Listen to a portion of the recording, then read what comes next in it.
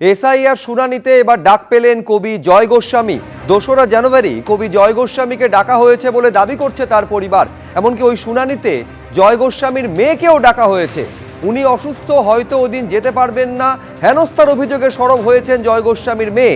আরো বিস্তারিত আমরা এই নিয়ে জানবো। কৃষ্ণেন্দু অধিকারী আমাদের প্রতিনিধি রয়েছেন ফোন লাইনে। কি খবর রয়েছে কৃষ্ণেন্দু? কবি এবং কবিকন্যা দুজনকেই ডেকে পাঠানো হয়েছে এসআইআর হিয়ারিং এ। একদমই তাই। তুমি জানো যে হিয়ারিং শুরু হয়েছে, অনেকে সেই হিয়ারিং পর্বে তারা যাচ্ছেন। যেটা জয় গোস্বামীর পরিবার সূত্রে জানা যাচ্ছে যে তার পরিবারের কাছে, অর্থাৎ জয় গোস্বামীর স্ত্রীর কাছে বিএলও মারফত ফোন আসে এবং তাকে শুনানিতে হাজির হতে হবে জানানো হয়, এমনটাই দাবি করছেন জয় গোস্বামীর পরিবার। এবং সেটা 2রা জানুয়ারি। যদিও জয় গোস্বামী তিনি অসুস্থ, কয়েকদিন আগেই তার অপারেশন হয়েছে, যার ফলে তিনি যেতে পারবেন না, এমনটাই তার পরিবার জানাচ্ছে। পাশাপাশি পরিবার একটা হেনস্থার অভিযোগ করছেন, কারণ তুমি জানো যে কবি জয় গোস্বামী তার জন্ম শিশুমঙ্গল কলকাতায় হলেও তিনি রানাঘাটে তার শৈশব কাটিয়েছেন এবং তারপর বিভিন্ন জায়গায় কলকাতায় থেকেছেন, এখন বিধাননগরে থাকেন। এবং সেই জায়গা থেকে তার পরিবার প্রশ্ন তুলছেন যে কেন বারবার এইভাবে তাকে প্রমাণ দিতে হবে। এবং যেটা তার কন্যা দাবি করছেন যে 2024-এও তারা ভোট দিয়েছেন এবং জয় গোস্বামী এবং তার কন্যা দুজনেই ভোট দিয়েছেন, কিন্তু তারপরেও শুনানিতে কেন ডাকা হচ্ছে এই প্রশ্ন তার পরিবারের তরফ থেকেই তোলা হয়েছে। জয় গোস্বামী আগে যাদবপুরের দিকে থেকেছেন, আনোয়ারসার দিকে থেকেছেন এবং এখন সল্ট লেকে থাকেন।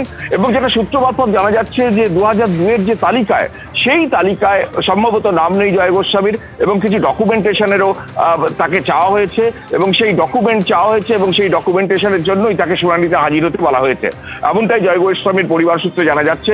কিন্তু গোটা বিষয়টায় জয় গোস্বামী যেহেতু এখন অসুস্থ, তিনি উপস্থিত হতে পারবেন না বলে তার পরিবার জানাচ্ছে। পাশাপাশি এই গোটা পর্বটাকে তাকে কেন বারবার প্রমাণ দিতে হবে? তিনি একজন কবি শুধু নন, তিনি এর আগের বারেও ভোট দিয়েছেন, বিগত দিনেও ভোট দিয়েছেন। এই সূত্রেই তার পরিবারের তরফ থেকে একদম হেনস্থার অভিযোগ করা হচ্ছে নির্বাচন কমিশনের বিরুদ্ধে।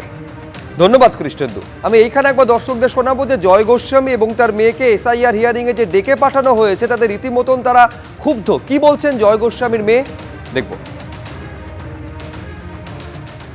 আমি মা এবং জয়, এবং সেই সময় জয় 2002-এর কোনো ডকুমেন্টেশন নেই বলে, এবং আমারও ছিল না, আমার তখন 18 বছর বয়স হয়নি বলে মায়ের কাছে গতকাল ফোন আসে যে আমাকে আর জয়কে যেতে হবে হিয়ারিং এর জন্য। তো জয়ের তো এখন অপারেশন হয়েছে কয়েকদিন আগেই, এবং জয়ের কমপ্লিটলি বাড়ি থেকে বেরোনো বারণ, ফোনও ধরছে না, খুব বেশি কথা বলাও বারণ। তো জয় এত বছর এই এখানে জয় তারপরে 2002-এর পরে ভোট দিয়েছে, লাস্ট ভোটও দিয়েছে, তারপরেও জয়কে ডাকা হচ্ছে। এখানে থেকেছে, তাকে গিয়ে প্রমাণ দেখাতে হচ্ছে যে সে এখানকার নাগরিক কিনা বা এখানে সে ছিল কিনা, তাকে প্রমাণপত্র দেখাতে হচ্ছে। আবারও আপনাদের বলবো, এসআইআর শুনানিতে ডেকে পাঠানো হয়েছে কবি জয় গোস্বামীকে। 2রা জানুয়ারি কবি জয় গোস্বামীকে ডাকা হয়েছে বলে তার পরিবার দাবি করছে। এমনকি ওই শুনানিতে জয় গোস্বামীর মেয়েকেও ডেকে পাঠানো হয়েছে। এ নিয়ে রাজ্যের শিক্ষামন্ত্রী কি বলছেন দেখুন। জয় গোস্বামীকে যদি এসআইআর এর হিয়ারিং এ ডাকে, আমার মনে হয় যে বেঁচে থাকলে রবীন্দ্রনাথকে ওরা এসআইআর এর লাইনে দাঁড় করাবে। তো এটাই হচ্ছে বাংলা বা বাঙালি সম্পর্কে। জয়দা এদেশী, জয়দা কবি, জয়দা রানাঘাট থেকে কলকাতায় মাইগ্রেট করেছেন, তাও প্রায় বছর 40 হয়ে গেছে। বছরের পর বছর জয়দা ভোট দিয়েছেন। জয়দা কবিতা বা কাব্য সাহিত্য নিয়ে আমি এখানে আর কিছু বলছি না, কিন্তু এইটা যদি বিজেপি করতে পারে, ইলেকশন কমিশন করতে পারে, তাহলে বুঝুন বাংলা বা বাঙালি সংস্কৃতি যে কোনো মানুষকে আপনাদের ডেকে লাইনে দাঁড় করিয়ে বলতে পারে ঘুষপেটিয়া।